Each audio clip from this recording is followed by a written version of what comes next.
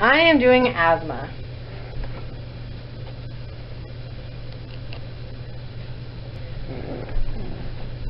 Asthma is a disease that affects your lungs. It is one of the most common long-term diseases of children, but adults can have asthma too.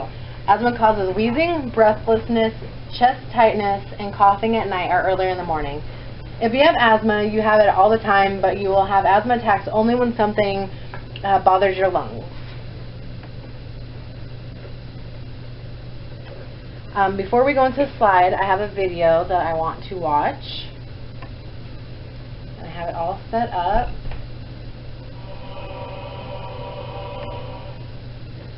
More than 20 million Americans suffer from a condition known as asthma. But what exactly is this disease? Asthma is a chronic respiratory condition in which a person's airways become narrow, making it difficult to breathe. There is currently no cure for this disease. Asthma is typically characterized by coughing, wheezing, and shortness of breath.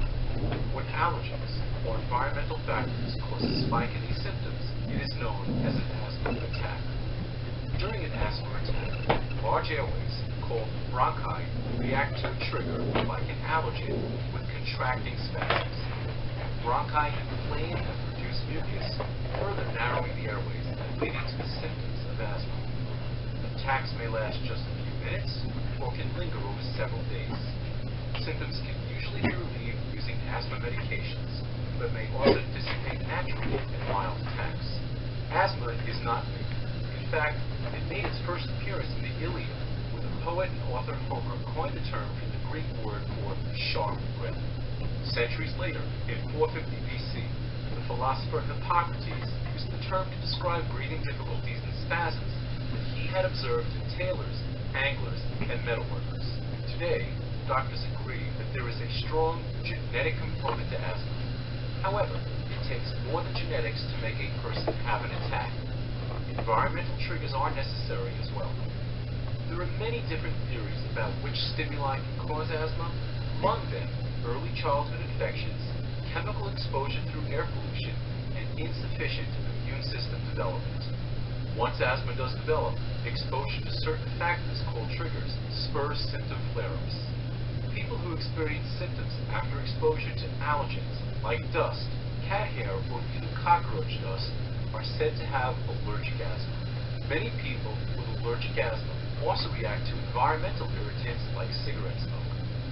Some basic medical conditions like colds, sinus infections, and acid reflux disease can also trigger symptoms.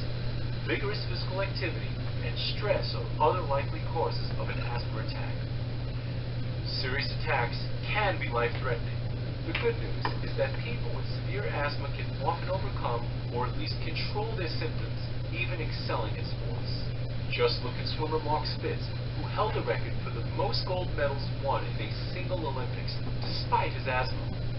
Fellow asthma sufferer Jerome Bettis, formerly of the Pittsburgh Steelers, was a popular NFL running back. While asthma can be life-altering, with proper treatment, people living with the condition can lead very full, normal lives. If you or your child is suffering from breathing difficulties characteristic of asthma, please see your doctor immediately. Want to learn more? Check out other videos and sources on this site for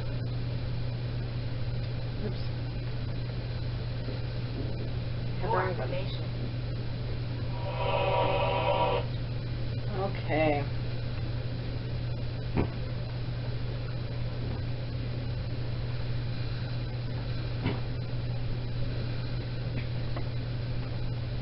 Okay, the demographics. Asthma affects about 17 million Americans. 5 million are children. It usually begins in childhood or adolescence. However, may also begin to appear in adulthood. Asthma is the leading cause of chronic illness in children. 14 million miss school days annually. Asthma is one of the leading causes for the reason why children miss school. It is the third-ranking cause of hospitalization among children under the age of 15. Asthma affects as many as 10 to 12% of children in the United States, and the number has been steadily increasing. Since 1980, asthma has increased by 160% among children at least 4 years of age. Asthma is becoming more frequent, and despite modern drug treatments, is more severe than in the past.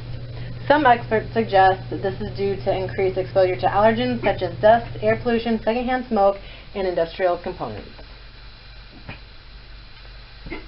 Asthma can begin at any age. Most children experience their first symptoms by the time they are 5 years of age.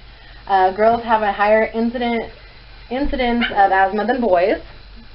Asthma is more prevalent in African American children, and children living in inner cities, low-income populations, and minorities have disproportionately higher morbidity and mortality due to asthma. Here are some of the pictures that I wanted to show. This one over here isn't very good. I was hoping that it would show more, but these are through the ages. This is years. This is 2005. This one is 2008, 2010, and this is 2011. I just wanted to get these pictures to kind of show the percent difference over the years. In 2005, for females with asthma, went from 8.8% to 9.7%. Males, it went from 6.4 to 8.2%. Let's see here. Hispanics went from 17, this is total Hispanics, went from 6.2 to 7.3. Let's see, blacks went from 9.5 to 11.6. White went from 9.5 to 8.2, so the whites dropped. In 2005, 18 years and over were 7.2%. Ages 0 to 17 were 8.9%. Children in 2011, which is the closest update that I could find, were 9.5%. Here are some of the different causes. About 80% of childhood asthma cases are caused by allergens. Allergens are inhaled. There's inhaled allergens, animal dander, mites and household dust, fungi that grows indoors, mold spores that grow outdoors, cockroach allergens, tree, grass, and weed allergens, occupational exposure to chemicals, fumes, or particles of industrial materials in the air, strong odors such as from perfume, wood smoke, and inhaling tobacco from either secondhand smoke or from smoking can irritate the airways and trigger an asthmatic attack. I have a list here of the different causes. Let's see, we've gone over tobacco smoke. Let's see here. If you have asthma, people should never smoke near you, your home, in your car, or wherever you may spend a lot of time. For dust mites are tiny bugs that are in almost every home. If you have asthma, dust mites can trigger an asthma attack. To prevent attacks, use mattress covers and pillowcases covers to make a barrier between dust mites and yourself. Don't use down-filled pillows, quilts, or comforters. Remove stuffed animals and clutter from your bedroom. Wash your bedding on the hottest water setting. Outdoor air pollution can trigger an asthma attack as well. It can come from factories, automobiles, and other sources. Pay attention to the air quality forecasts on radio, television, and the internet, and check your newspapers to plan your activities for when air pollution levels will be low. Cockroach allergens. Cockroaches are often found where food is eaten and crumbs are left behind. At least every 2 to 3 days, vacuum or sweep areas that might attack cockroaches. Use roach traps or gels to cut down a number of cockroaches in your home. Pets would be super hard. Furry pets can trigger an asthma attack. If you think a furry pet may cause an attack, you may want to find the pet another home. If you can't or don't want to find a new home for the pet, keep it out of the person with asthma's bedroom. Bathe pets every week and keep them outside as much as you can. People with asthma are not allergic to their pet's fur, so trimming the pet's fur will not help the asthma. If you have a furry pet, vacuum often. If your floors have a hard surface, such as wood or tile, damp mop them every week. Mold. Breathing in mold can trigger an attack as well. Get rid of mold in your home to help control your attacks. Humidity. The amount of moisture in the air can make mold grow. An air conditioner or dehumidifier will help you keep the humidity level low. Get a small tool called a hygrometer to check humidity. Smoke from burning wood or grass. Smoke from burning wood or other plants is made up of a mix of harmful gases and small particles. Breathing in too much of the smoke can cause an asthma attack. If you can, avoid burning wood in your home. If a wildfire is causing poor air quality in your area, pay attention to the forecast and such. Okay. Important factors that regularly produce attacks. Humidity and temperature changes, especially inhaling cold air, exercise, stress, strong emotions, or a high level of anxiety. Risk factors. Presence of allergies, family history of asthma and or allergies, frequent respiratory infections, low birth weight, mother's exposure to tobacco smoke during pregnancy, and or children's exposure after birth, and wheezing with upper respiratory infections.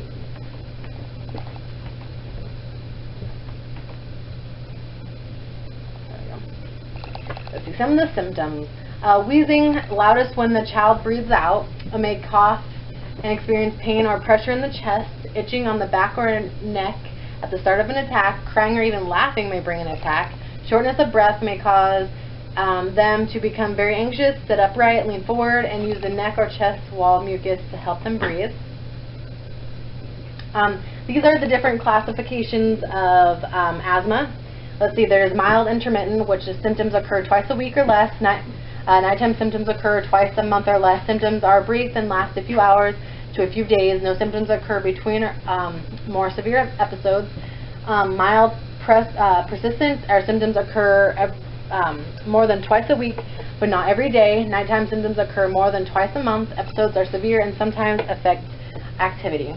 Moderate persistent. Symptoms occur daily. Nighttime symptoms occur more than once a week.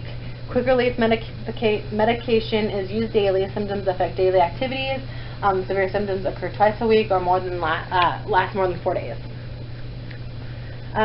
Severe persistent. Symptoms occur continually throughout the day and frequent at night. Symptoms affect daily activities and cause the patient to limit activities.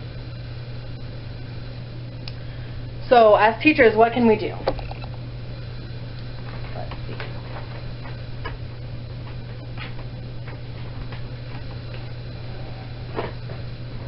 This is going to be a pain in my ass.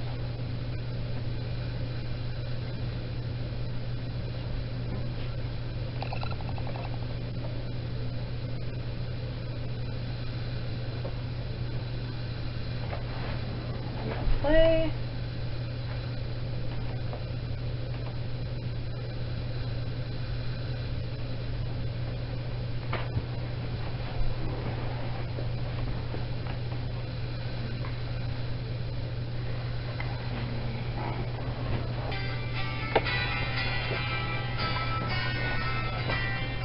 Pediatric asthma is the most common chronic illness. 7 million kids in the U.S. have asthma. That's nearly 10% of the youth population. And some studies show as high as 20% in the inner cities. It's one of the leading causes of school absenteeism. Not to mention a source of a lot of myths. At Health Teacher, we believe in an asthma-friendly school. This involves good education and motivated teachers and students alike to learn the most about a disease process. In an asthma-friendly school, teachers educate all kids on asthma. Students are encouraged to participate in all activities, even physical activities, to the best of their ability. Teachers collaborate with families and healthcare professionals to meet specific needs. Students have easy access to their inhalers, and all common asthma triggers are eliminated. Common triggers can be as simple as plants within the classroom. They can be chalk, they can be dust, or they may be animal-induced, such as cats and dogs. Identifying asthma triggers is an important first step in becoming an asthma-friendly school. Asthma-friendly schools have written action plans so that grown-ups and students know what to do in case a child has an asthmatic episode. What an asthma action plan does is it empowers the teachers, the nurses, and the students alike to treat that asthmatic if there's a problem or issue. So why is it important to address asthma? It is important because it's common. The health and confidence of these kids is so important. So teach asthma in your classrooms. Teach asthma in your classroom. Your students will thank you someday. And they're worth it. They are worth it. They are worth it. And that is the end. I hope you enjoyed. Thank you.